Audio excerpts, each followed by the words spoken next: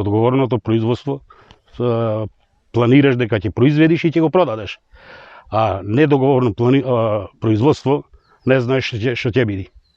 Дали ќе го откупат или нема да го откупат. Па сега моментално сме задоволен. Затоа што цената, како што ни е договорена сега, значи може да падне, а плюс со договорачо имаме направено, ако биде сега 3 банки, значи 30% поскапо од него обичната пиперка што ја даваме. Па сега, јас како претходните години што го имав со органско, нека е 4-5 тона од декар. Од иланска година ги имав тие. И баш кога ќе го однесев на откуп, не ме прегледува, само прашува што е ова. Каква пиперка е ова? А ви иста наша му викам. Како може да израсте толкова? Паномино му викам, само со паномин прскаме.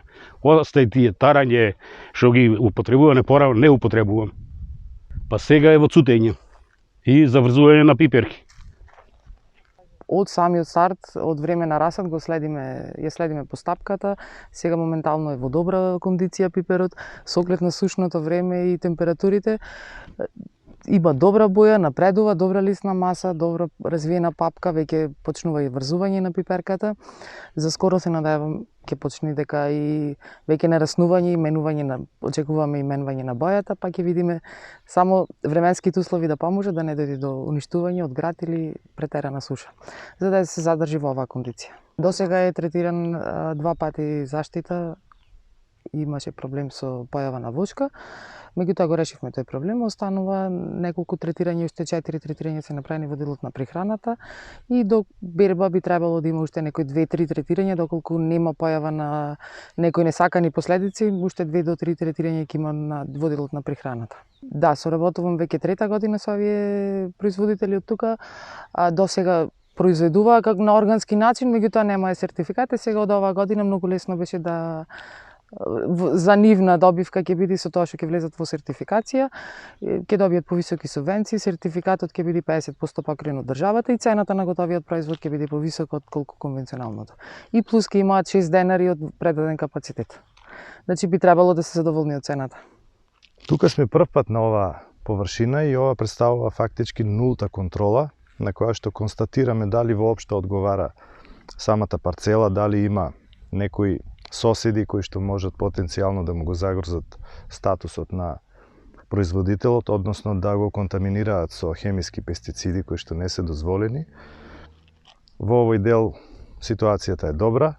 Останува да видиме дали производителот употребува дозволени или недозволени органски инпути и дали при земање на мостра, дали анализата ќе каже дека производот не содржи недозволени материи. Најпрво, самиот производител треба да се запознае со правилата на игра, значи да го прочита законот, односно правилникот за органско растително производство и самиот да одлучи дека сака да влезе во оваа приказна. Следен чекор е аплицирање до сертификацијските тела. Ние сме 2 сертификацијски тела, едното е Процерт, едното е Балкан Биосерт. Се аплицира до едното од нив, потоа следува доставување понуда од страна на сертификацијските тела колку би чинела самата контрола и сертификација, потоа следува потпишување договор, контрола на терен, административна контрола. Значи, собраните докази од терен и од документацијата со која што располага производителот се доставуваат до главната канцеларија, каде што уште 2 пара очи ги прегледуваат документите и се донесува сертификацијска одлука, која што може да биде позитивна, се издава сертификат, може би треба да се достават или да се достредат уште некои работи за да се издаде сертификат или воопшто не се издава сертификат, компанијата не ги исполнува или производителот не ги исполнува условите да биде сертифициран. Воопшто не е скапо. Се изненадуваат производителите кои ќе слушнат дека цената е многу нормална, значи самото доаѓање на контролорот на терен, дневницата исто така, дневниците на оние што покасно ги прегледуваат документите, значи не е воопшто скапо, уште повеќе поради тоа што 50% од трошоците за контрола и сертификација државата ги покрива и тоа е еден помал процент од она што државата го дава како субвенција. Субвенциите се зголемени 100% во однос на конвенционалните производители, така што сертификацијата не е товар, туку е нешто кое што донесува средства на таа позитивната страна од буџетот.